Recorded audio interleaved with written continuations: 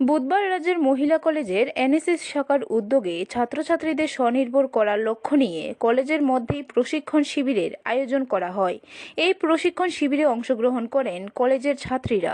2 শতাধিক ছাত্রী এদিনের প্রশিক্ষণে উপস্থিত ছিলেন।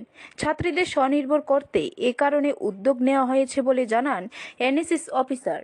প্রথমেই বলবো, আমরা সব মেয়েরাই চাই স্বাবলম্বী হতে।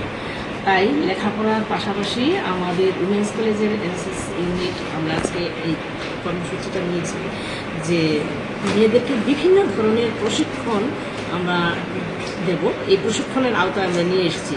বিশেষ করে মেয়েদের নিত্য প্রয়োজনীয় জিনিস হচ্ছে ব্লাউজ শেখানো।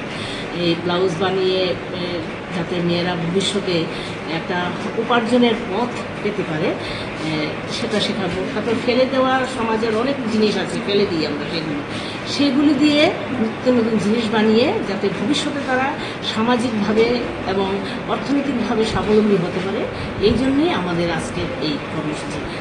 ব্যুরো রিপোর্ট, খবর ত্রিপুরা।